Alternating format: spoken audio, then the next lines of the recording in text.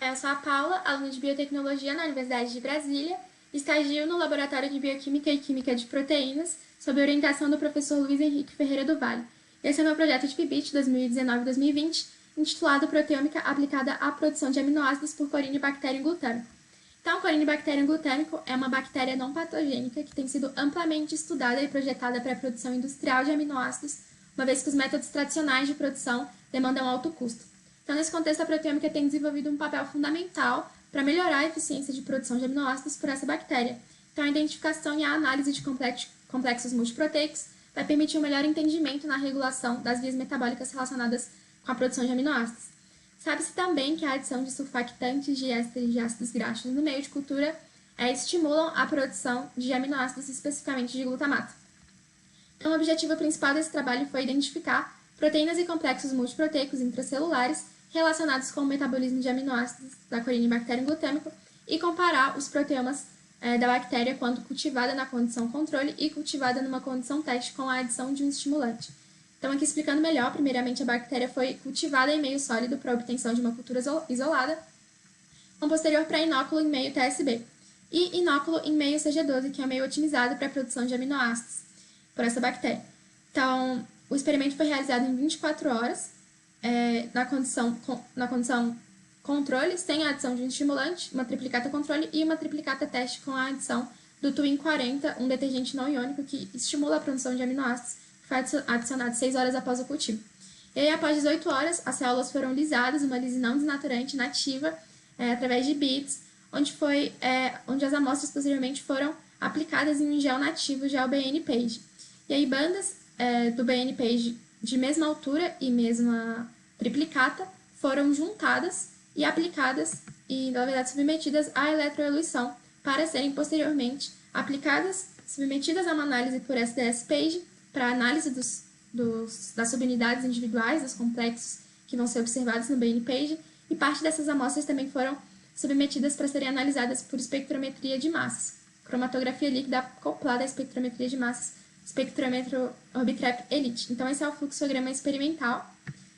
Como resultado, esse é o gel nativo, o BN-Page, onde foi possível observar complexos de 20 até quase 720 kilodaltons, e aqui as bandas que foram selecionadas para eletroluição. Então, bandas de mesma altura e da mesma triplicata foram juntadas para serem eletroluídas posteriormente, e aqui foram selecionadas 20 bandas, tanto da condição teste quanto da condição controle.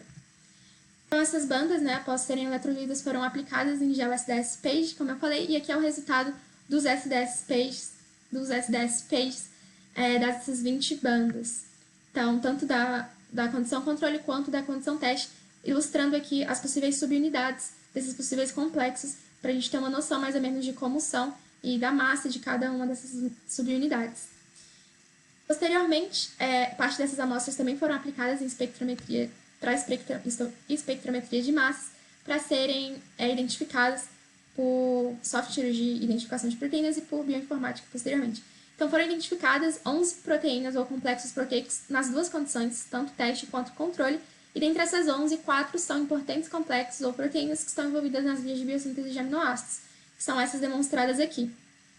Não foi possível fazer uma análise quantitativa para ver qual estava sendo mais expressa, em qual condição.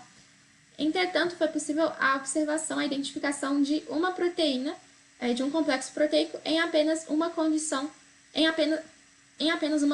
é a condição teste, com a adição do Twin 40.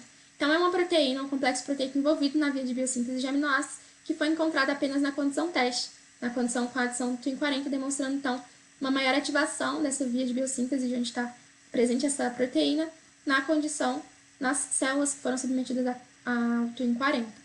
Então, aqui foi possível a identificação de 5 proteínas importantes na via de biossíntese de aminoácidos, o que possibilita a criação de hipóteses para a descoberta de mecanismos capazes de aperfeiçoar a produção de aminoácidos.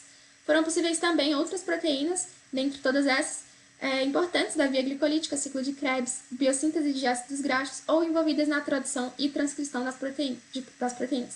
Então, como perspectiva, a gente ainda deseja fazer uma análise quantitativa para analisar melhor essas duas condições e realizar a análise proteômica top-down dos proteomas nativos intracelulares dessa bactéria. Então é isso. Muito obrigada.